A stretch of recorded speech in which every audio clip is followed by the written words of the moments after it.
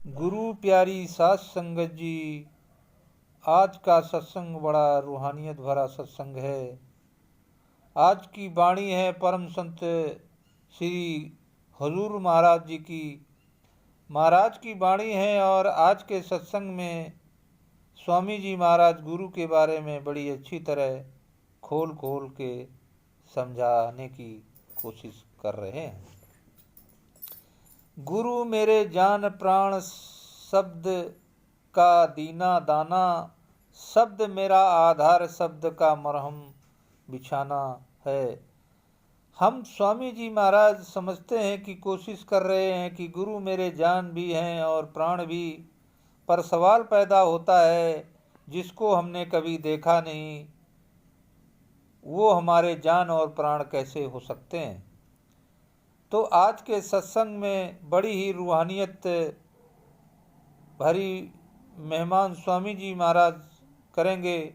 आप फरमाते हैं कि संत महात्मा उपदेश देते हैं कि परमेश्वर प्राप्ति का साधन और मार्ग मनुष्य द्वारा बनाया हुआ नहीं, परमात्मा द्वारा बनाया गया।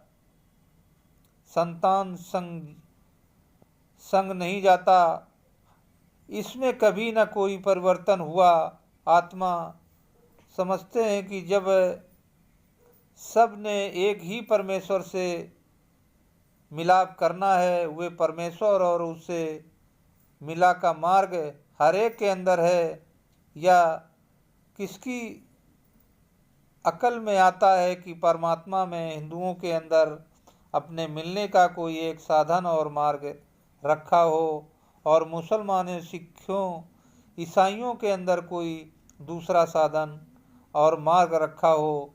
जो लोग संतों के उपदेश के मुताबिक अंत में खोज करते हैं, उनके लिए एक ही साधन और मार्ग है जो मैन बुद्धि द्वारा बाहर खोज करते हैं।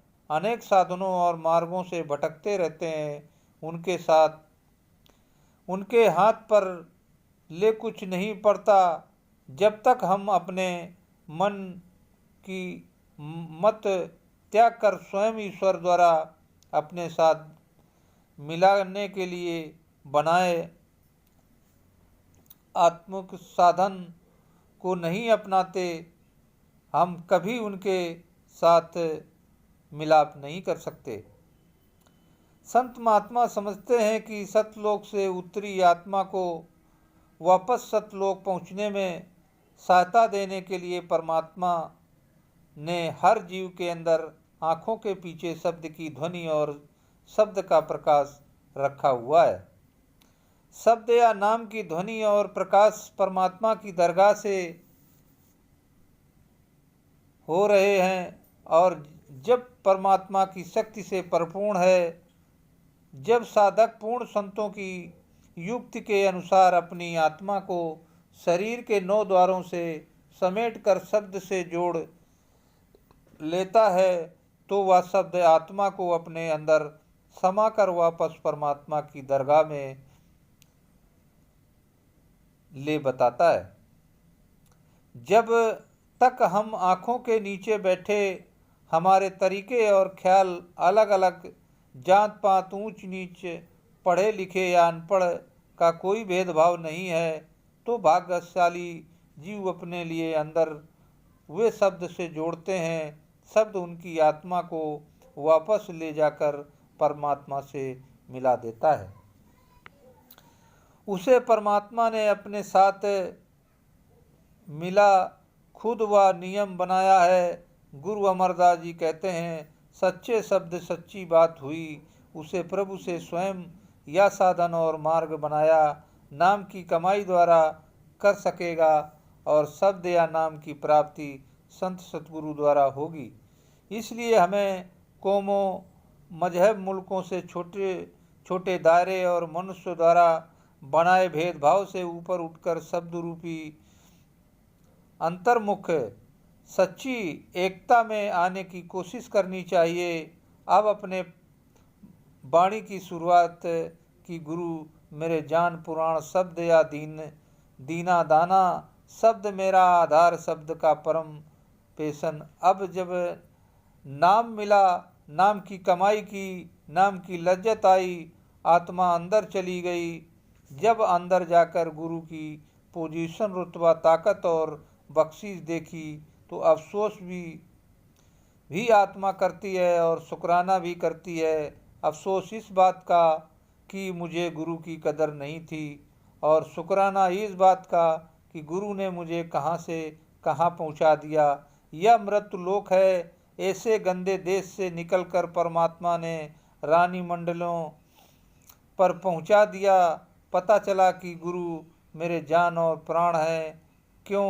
उन्होंने मुझको जो अंदर का असली भेद बताया था, उसका दैन ने दिया। वह मुझे शब्द का सहारा है। शब्द ही मेरे जीवन का आधार है और शब्द पर ही मेरे जीवन का भरोसा या विश्वास है। शब्द से मीठा और कौन है? कोई नहीं।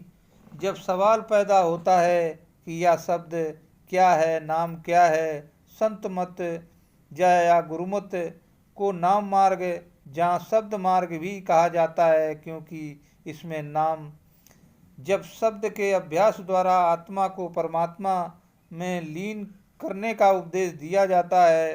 संत सतगुरु अपनी शरण में आने वाले जिज्ञासु को नाम या शब्द की कमाई का साधन और नाम के अभ्यास द्वारा सूरत को अंतर में शब्द में लीन करने की विधि समझाते हैं, जिससे सूरत शब्द योग भी कहा जाता है।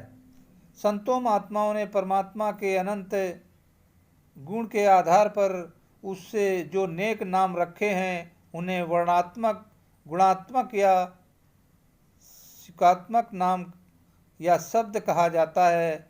नाम जहाँ शब्द का दूसरा भेद है धुनात्मक, परमात्मा से ये रही शक्ति की वह ध्वनि है जो ध्यान को आँखों के पीछे मध्य में कगार करने से सुनाई देती है। संतों महात्माओं होने से सच्चा शब्द जहाँ सच्चा नाम भी कहा है। अनंत भाषाओं में रखे गए परमात्मा के सब वर्णात्मक नाम समय स्थान जहाँ कल की सीमा में हैं, परंतु अंत में आत्मा द्वारा अनुभव किया जाने वाला सच्चा नाम या शब्द परमात्मा की तरह। आप कहते हैं कि नाम हमारे अंदर है और हम वह का रूप है। गुरु अर्जुन जी भी यही कहते हैं। नॉलेज अमृत पव का नाम देई में इसका विश्राम। गुरु अमरदास जी कहते हैं, शरीरों पालन को बाहर जाएं, नाम न लहे बहुत बेकार दुख पाएं। आप सावधान करते हैं कि शरीर से बाहर नाम की तलाश करने वालों को सिवाय परेशानी से और कुछ भी नहीं मिलता। संत महात्मा समझाते हैं कि अलग अलग भाषाओं में रखे गए परमात्मा के नेक नाम हैं, लेकिन आँखों के पीछे आत्मा के अनुभव में आने वाला सच्चा नाम एक ही है।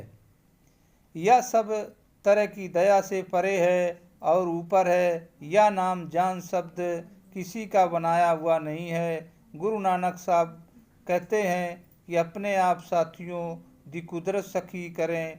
परमात्मा ने अपनी और नाम की रचना भी स्वयं की है, फिर उसने नाम द्वारा सारी सृष्टि का सृजन किया। इसलिए संतों महात्माओं ने नाम को ही परमात्मा या उसकी सृजनात्मक शक्ति कहा है। गुरु नानक देव जी कहते हैं, घर घर नाम निरंजन सो ठाकुर मेरा, हर घाट में समय हुआ नाम ही सच्चा ठाकुर है, जहाँ परमेश्वर है। गुरु अमरदास जी कहते हैं, नाम में हिट सब कुछ गुरु। गुरु नानक साहिब गुरु साहिबान इशारा करते हैं और समझाने में कोई कसर नहीं छोड़ते कि समस्त सृष्टि का सृजन हार नाम ने ही किया है और नाम सर्वव्यापक है। गुरु अर्जुन देव जी भी कहते हैं कि नाम के तारे सगले जान के धरे खंड ब्रह्मांड। आप इशारा करते हैं कि नाम द्वारा पैदा की गई सृष्टि नाम के आधार पर कायम है। परमात्मा शब्द या नाम का भंडार है। उसका वास्तविक स्वरूप शब्द या नाम है। परमात्मा शब्द या नाम उसका एक ही है। परमात्मा नाम का सागर है, सृष्टि की रचना करने वाला नाम उसकी लहर है और आत्मा उसकी बूंद है। परमात्मा शब्द और आत्मा सजाती है, तीनों का असल एक ही दरिया से निकली गई नहर में। दरिया की और बिजली घर से आ रही संसार में बिजली घर की पूरी शक्ति समय होती है, इसी तरह परमात्मा से वह आ रही शब्द का नाम की धारा में परमात्मा की पूर्ण शक्ति समय हुई है। जब वह बिजली घर में है या आरोप है, जब यह कार्यशील होती है तो जगह जगह पर इसका प्रकाश और प्रभाव दिखाई देता है। सचखंड में बैठा परमात्मा निर्लोप है, उससे बैर ही शब्द का नाम ही धारा उसका क्रियाशील रूप है। यह शक्ति सचखंड से नीचे उतरकर समस्त कर्म ब्रह्मांड का निर्माण करती है। यह शक्ति ही पूर्ण अदृश्य और दृश्य मन सृष्टि की रचयिता है और यह शक्ति समस्त सृष्टि का वास्तविक आधार है। जब तक यह शक्ति सृष्टि में समय रहती है, सृष्टि कायम रहती है। जब वह अपनी मौत से या इस शक्ति को सृष्टि से निकलकर अपने वापस मिला लेता है तो रचना पर लेकर शिकार हो जाती है। संत महात्मा समझाते हैं, परमात्मा से छोटी हुई कोई चीज आत्मा को परमात्मा से नहीं मिला सकते।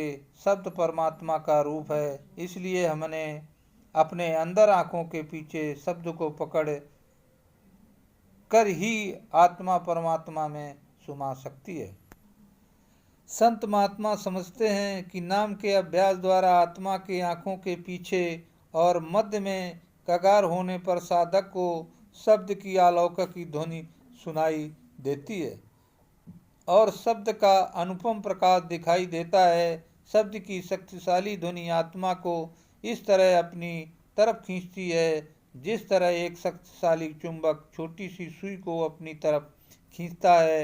आत्मा आंतरिक मंडल का रूप कायम कर लेती है और शब्द के प्रकाश को देखती हुई सारे आंतरिक मंडलों को पार करती हुई शब्द के स्रोत उसे पर परमपिता परमात्मा में समा जाती है। संत महात्मा समझाते हैं कि जब तक सचखंड में बैठा परमात्मा देह धारण करके साकार स्वरूप में प्रकट न हो, आत्मा कभी अपने आप अंत में स्थित शब्द का नाम से जुड़ नहीं सकती। संतों महात्माओं ने सतगुरु को ढेर सारी शब्द कहा है। संत सतगुरु ने अपनी आत्मा शब्द में ली करके परमात्मा से मिला हासिल किया हुआ होता है। यह शब्द के अभ्यास द्वारा आत्मा को परमात्मा में भेद करने की युक्ति का ज्ञान होता है। वह अपने शरण में आने वाले साधक को शब्द के अभ्यास द्वारा अंत में आत्मा को शब्द से लीन करके ही युक्ति समझाता है और उसे अपने लाइव शब्द से करने में अनेक प्रकार की सहायता देता है। यूं कह सकते हैं कि सतगुरु के रूप में बाहर प्रकट शब्द जीवात्मा को अंत में शब्द का नाम से जोड़ने में और अंत में शब्द के रूप में कार्य करने में परमात्मा से अपने साथ मिलने में सहायता देता है। गुरु अमरदास जी कहते हैं कि एक नाम तारे संसार गुरु प्रसाद की प्राप्ति सतगुरु की दया मेहर से ही होती है। गुरु अर्जुन जी भी कहते हैं, जिस नाम में तरसे वह देव सगल भगति जाकी काट सेवा अनाथ दिन दुख भजन।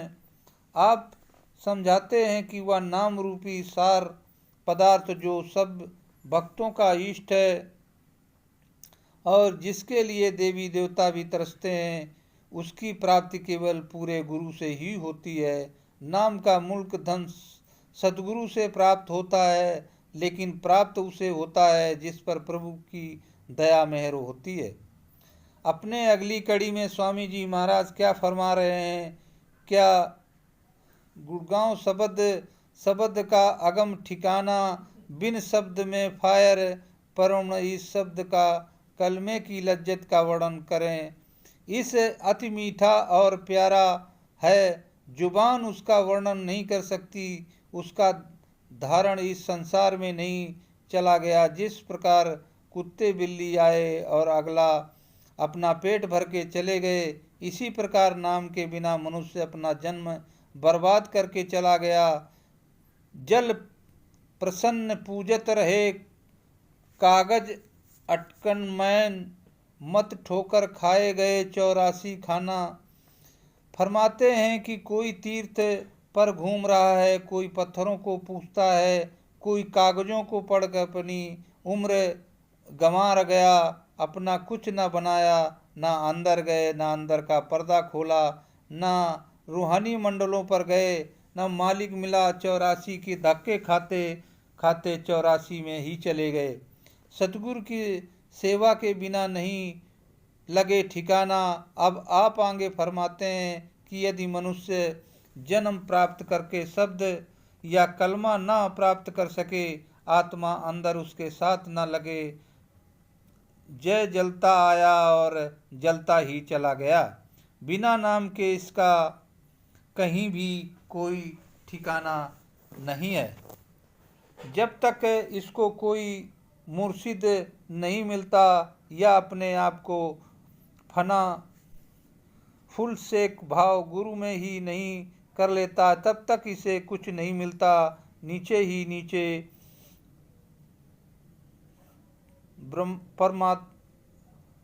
भ्रामता रहा है, जमता रहा है। फना ही फिर शेख से मतलब गुरु के साथ सब रूप में मिट जाना है। जब यह अपनी हस्ती को गुरु के सब स्वरूप में नाबूद कर देता है, वह गुरु अंदर प्रकट हो जाएगा।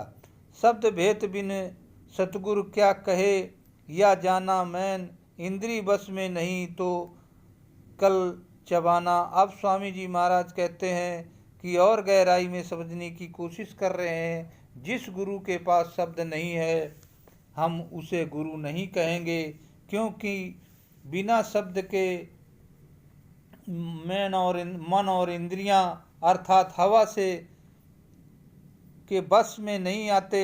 यदि बस में ना आए तो वह मौत के बाद शैतानी महकमा में चला गया। रहमानी महक में ना आया तो मुर्शिद मन और इंद्रियों के बस में नहीं। काम क्रोध विषय भोग को क्या करना है और अपने शिष्यों को भी नरक में ले जाता है। अब नरकों से दुख के बारे में बहुत सारे संत महात्माओं ने बड़ी खोल कर समझाया है। बहुत से संत महात्माओं ने अपनी वाणी में स्वर्ग में मिलने वाले सुखों के साथ साथ नरकों और उनमें दी जाने वाली यातनाओं का भी वर्णन किया है।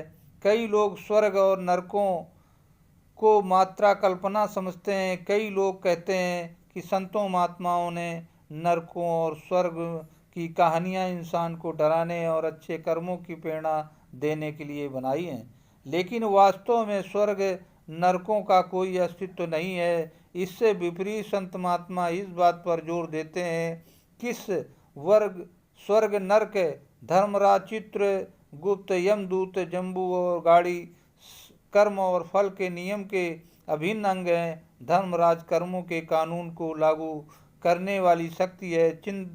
चित्रगुप्त कर्मों का हिसाब लिखने वाले परिंदे हैं, जिस पर उसे वे मृत्यु के बाद जीव को धर्मराज के दरबार तक पहुंचाने के लिए गुजरना पड़ता है। धर्मराज की फ्री जीव को उसके द्वारा किए गए सारे कर्मों का हिसाब दिखाया और समझाया जाता है। इन कर्मों के अनुसार उसे जहाँ भी मृत्यु लोक भेजा जाता है, जहाँ भी फिर अतिश्रेष्ठ कर्मों का फल भोगने के लिए स्वर्ग में जाति, बुरे कर्मों का फल भोगने के लिए नरकों में भेजा जाता है। वास्तव में नरक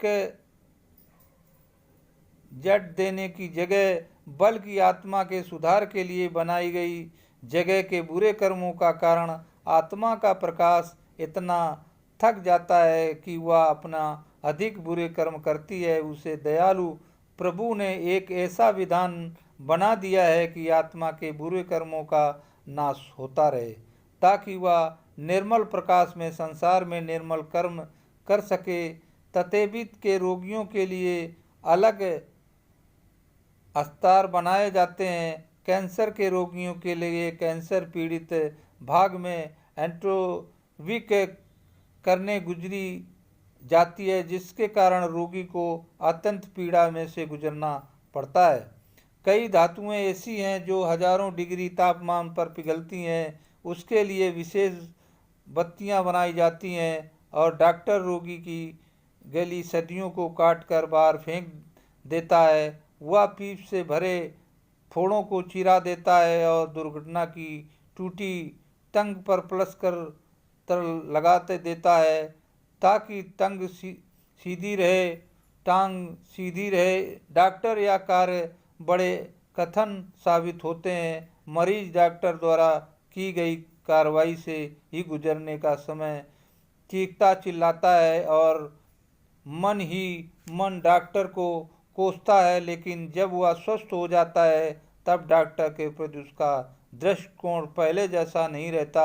इसी तरह नरक आत्मा पर बुरे कर्मों को मेल उतार कर उसे दोबारा निर्मल करने के लिए बनाए गए हैं। इसकी वास्तविकता को निर्मल ज्ञान से दृष्टि से समझाने का प्रयत्न करना चाहिए। संत महात्मा जी बार बार चेतावनी देते हैं कि धर्मराज या चित्रगुप्त हर समय के तेरे कर्मों को देख रहे हैं और कर्मों का हिसाब लिख रहे हैं। या तेरे अंदर बैठे हैं, इसलिए तेरा कोई कर्म उनसे छिपा नहीं है। संतों महात्माओं ने अपनी वाणी में अनेक प्रकार के नरकों और उनमें से दी जाने वाली यातनाओं को जो लोग किया है उसे पढ़कर रूह कांप उठती है। संत महात्मा जीव को सावधान करना चाहते हैं कि अपना ही गला और अपनी ही छुरी से। इसका साथ ही संत महात्मा यह संदेश देते हैं कि हमेशा के लिए कर्म और फल के बंधन से मुक्त होने के लिए जतन करो। इसके लिए वह दो बातें बार बार समझाने की कोशिश की है। पूर्ण संतों की शरण और नाम की कमाई, राधा स्वामी शरण के सब भ्रष्ट बचाना, मेहर दया शान में करें दे अगम खजाना।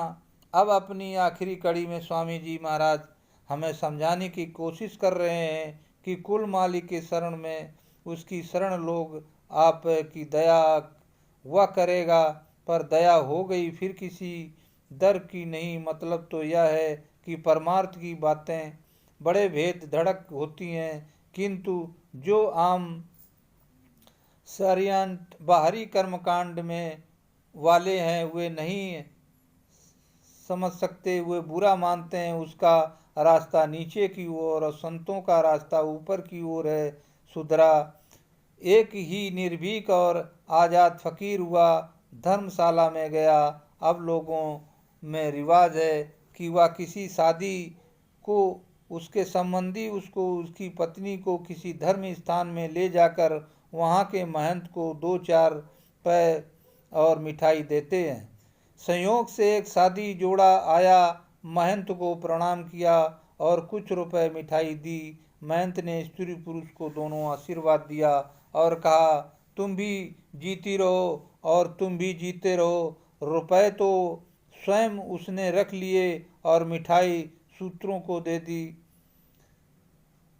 दी। सूत्र जोड़े को मुकुट करके कहने लगा, अब मेरी बात भी सुन लो कि तुमने भी मरना है, तुम्हारी औरत को भी मरना है। उसके साथ में न कहा ये दुआ क्यों देते हो। सुतरा कहने लगा कि झूठ बोलने के लिए महंत जो रखे हुए हैं, तो मैं तो सच ही कहूँगा, क्या इनको मरना नहीं है। बोलते हैं 4 दिन की 4 भी ये हुआ। बीरबल ने कहा कि मनुष्य का गुरु मनुष्य है। अकबर कहने लगा, नहीं, मनुष्य कुदरत की ओर से बनाया आता है। बीरबल कहने लगा, मैं आपके विचारों से सहमत नहीं। अकबर कहने लगा, प्रमाण दो। बीरबल ने 12 वर्ष की अवधि मांगी।